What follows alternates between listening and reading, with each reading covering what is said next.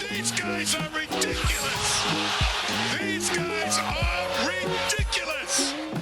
Now, how about them damn Celtics? And we are back with another How About Them Celtics video. Sam and I are here recording on Sunday, December 3rd. And we're talking about Payton Pritchard today because he had a great game against the Sixers, and it really feels like he's starting to turn it around. Rough start to the year for big stretch. Rough start to the year for Pritchard. I think he was shooting like 16% from three at one point. It was bad. Like it was getting like Jack and I were like, maybe we could do better. like, where's the shot going? But it's turned around. I believe he's shooting like 42% from three over his last 10 games or something, which is crazy. That like, because he's still shooting 33% of the season. So that tells you just how bad he was shooting to start the year. But this all culminated in a big game against the Philadelphia 76ers, albeit the Embiid-less, Maxey-less 76ers. So it was, call what you want. Yeah. But Pritchard helped dig them out of the hole that they put themselves in. He had 10 points on the night, 5 assists. However, of the 10 points, all 10 were in the fourth quarter. Huge fourth quarter. Some big shots made by Pritchard. I'll pull him up here. He played great, right? Like he made big plays when it mattered. Philly was up 4 at this point. He comes across the court, nails a 3. Stops on a dime, by the way. Yeah. I don't think people realize how hard that is just to like plant both his feet, realize he has the space on Covington, and just drill the shot. Yeah. Never a doubt. Mind you, like you said, up to that point, no points. No points this game. And he's got the stones to pull up and knock down the shot. Then another this big one. Stones play. Boom. Huge shot by Pritchard. That put the Celtics up by 3 at that point. And then this clinched the game. Back cut right behind Covington. Dagger by Pritchard. Good for Missoula for closing with Pritchard. Like he probably could have gone back to Hauser. Oh, Hauser was also in though, because Tatum got ejected and Porzingis was out. A little bit extra shots. Yeah, get it in there. But Pritchard also been passing the ball super well, which is nice to see. He was doing it before he started shooting well again, but he had 5 assists against the Sixers in this game as well. And he's been doing everything this season. We were talking about it before he started shooting well, saying how, that was a crazy shot by Hauser, by the way. That was it was a good pass, though. He did put it right in the shooting pocket, despite the time crunch. For sure. To Pritchard's credit, this is the type of stuff that we talk about when we're like, this could be a great role for Pritchard off the bench, where he's someone you can trust to be in control of the game. These passes he's making, quick decisions in tight spots, and it's leading to baskets. Obviously, this is a mixtape of his passes. So, of course, we're going to be like, look at these dimes he's dropping. But seriously, he's running a pick and roll here. He's driving, throwing up to Nemi as he draws the defense. He's calculatedly making decisions every single time he has the ball. Very rarely do you see Pritchard do stuff and you're like, wow, that was a little reckless. Even when he takes a deep 3, you're like, maybe not the worst decision, because you trust him. You've seen him do it in the past. You've seen him create shots for himself. You've seen him set up his teammates. He is a guy that can legitimately make certain players on the team better, not to a superstar level, of course, but like he does impact the game in a positive way. And I think that's why so many fans here like him and want him to get more minutes, because they can see he's not doing dumb stuff out there. You can trust him. You can believe in him. Yeah, Pritchard's been good. Obviously, the rebounding stuff is important to note as well. Celtics have been emphasizing offensive rebounding a lot this year. Joe Mazzulla recently talked about how it used to be that transition defense meant abandoning the offensive glass and getting back. But by throwing extra bodies at the offensive glass, you are somewhat preventing the opponents from getting out in transition, because they have to then send more bodies to box out the guys you're sending. And so it is he didn't frame it as this. I don't want to put words in Joe's mouth, but in my mind, it's sort of like a percentage game, right? Like you throw one person there at the offensive glass, they probably only have to have 2 guys there to win. And then, you have guys back, but your chances to get the offensive rebound is low, and you're just giving up at the possession. You send 2 guys crashing from the corners, plus the big man, then if the other team leaks out and you get the rebound, that's a free bucket.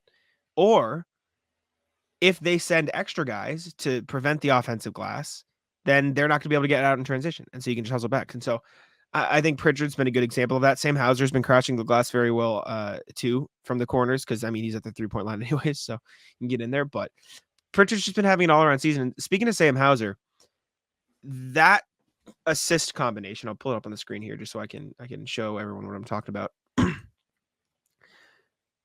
Payton Pritchard has thrown 17 assists to Sam Hauser this season. It is 1, 2, 3, 4, 5, 6 on the team. I think that's math. Yeah, 6 on the team. And Pritchard to everybody else, like Pritchard's next highest assist total to another player is Drew Holiday at 8. So it's like the connection that Pritchard is garnering with Sam Hauser is something to note in the early going of the season. And I think the important thing there is when the Celtics made these moves to get Drew Holiday and Porzingis, a lot of the concern was you're not going to have production off the bench. And not only do you have production off the bench, but they're creating for each other, which I think is important. I would love to see what Pritchard's plus minus or net rating is for the season. Very good. Because you want to guess it is positive, but at the same time, the bench was piss poor for the first 5 or 6 games of this season. They were none of them could hit or throw a rock in the ocean. It was 15 points a game on terrible shooting splits, and he was a part of that. So I don't know if he's made up for the slow start in that category. He's the second highest net rating on the team. Oh, all right. Look at that. We know ball. Yeah, we know our stuff because he's playing hard. All of the things that you talked about, we talked about the assists, we talked about the scoring, we talked about the reliability with the ball. Pritchard is a guy, and I think this is another reason why the fan base kind of gravitates toward him. He just plays hard. He's going to give you effort if you put him out there. He may not be the biggest guy, so that makes him a little bit of a liability on defense, and that's the toughest part. But he's out there hustling on the boards, like you said. He's making the right decisions when he's put in a position to play make. He's knocking down shots, especially lately, in the spots that he needs to in order to be effective. These are all positives building up as we head towards, oddly enough, a very important game against the Pacers tonight in Indiana, as you're listening to this tonight. That just threw me off. You said tonight, I was like, wait, what is this guy talking about? Little movie magic. Yeah, I was like, what the fuck? New FanDuel customers can bet $5 and get $200 in bonus bets, guaranteed. Plus, all customers who bet $5 will get $100 off NFL Sunday Ticket from YouTube and YouTube TV. But also, listen, you're at a big stage in this tournament, and then as the season goes on, obviously you need him to be comfortable as the playoffs come around because you don't have a whole lot of depth. You don't have a lot of guard depth behind White and Holiday. He's the guy. So you need him to be reliable and confident. And he just wasn't that to start the season. But in the preseason, everybody was like, look at this guy. Might be the GOAT. Pay him all the money because he got the extension, started pouring in points like it was nothing. That kind of player is definitely in there somewhere. He's just not being asked to do that. And he probably shouldn't be. But it's great to see that he can give it to you when it's needed, like in a game against Philly where they were struggling as a team. They really didn't have any consistency on offense throughout the game. That's why partly they were in a tight game with Philly's version of the fellas. The shots were falling, but the actual flow of the game was not happening on the offensive end. No, it wasn't. Remember when when Pritchard came in the league in his rookie season? We were hyped his rookie season, right? We said he'd be Fred VanVleet. That was our comp for him. This was pre $40 million Fred VanVleet. This was also pre shooting 39% from the field Fred VanVleet. But looks like we might have been right. I thought the comp was all right. VanVleet's actually having a pretty good season. He's not shooting the ball well, but he's doing what he's been paid to do up there in or down there now in Houston. He's averaging 9 assists a game. So I guess you can't complain too much. You probably want him to shoot the ball a little bit. He's averaging 9 assists. Okay, whoa, sorry. No, I'm getting sidetracked. He's playing 38 minutes a night, 9.1 assists, 1.6 turnovers. That's nuts. Good ratio. That's a crazy assist to turnover ratio. That's got to be top of the league now. That's got to be up there. Carried by Dylan Brooks. Wow, that's crazy. Yeah, that's the most of anybody playing over 30 minutes. Mike Conley is up there though. Tyus Jones. Respect. Anyways, regardless, I was getting sidetracked. Pritchard's been great. It's been fun to see him turn it around. The shot is there as well, and like we said when we were watching the Philly highlights, they're tough shots too. He's not just it's not all catch and shoot. And I think that's probably a reason why you saw him struggle a bit Actually, now that I think about it, though, he was cooking in preseason. It's just a different level of competition, Just hit different a cold streak flow. to start the year. Yeah, Really. just a different flow of things, I feel like. Same with And even Hauser. against Milwaukee last week, he made a tough shot over Dame Lillard. Like, he had no time on the shot clock, had to create a mid-range, and he drilled it. He's just someone you can trust to be a bucket getter, as funny as it sounds. But, like, all the Pro-Am numbers are somewhat legitimate where, okay, yeah, that guy can cook. He can get hot.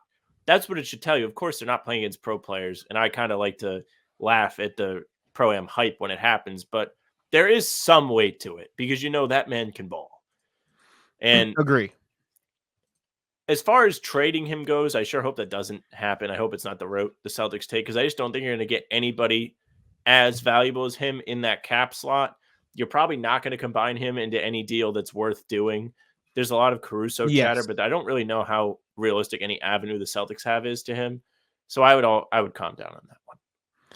I agree. The biggest thing for me is or the biggest detractor of a potential Payton Pritchard trade is you got him for 4 years past this. With the new why am I blanking? CBA coming in, you're not gonna be able to make easy moves. It's not gonna be easy to pay guys. And so you have this guy on a very, very fair contract. That's a tough thing to trade, especially with a guy who can give you quality minutes at a position you need it. I'm curious to see some of the big time shots that he's made this year. How far out do you want to look? Okay, also, this is a Jack brain dead moment. Which one is greater than and which one is less than? Why am I stupid? The greater than is eating the big number. You have to think of it as Pac-Man. So the opening is towards the larger of the two. Okay, so we'll go what, 28 feet out, or is that too deep? Sure. I don't know. Missing required selection. Oh, sorry. I forgot to type in fucking Pritchard. I just want to see some of these deep threes he's taking because he's taking and making tough shots this year. Okay, so yeah, he's made 5 shots 28 feet or deeper this year. And this is in clown minutes against the Raptors, by the way. Sure. Just early in the shot clock, firing. He was open, stepped into it. 3 of his deep threes were against the Hornets. Whole lot it did for him. He was red hot in that first quarter, though. That was the big, oh man, Pritchard's back moment. I know, and they wasted it. He was did hot waste this whole it. game.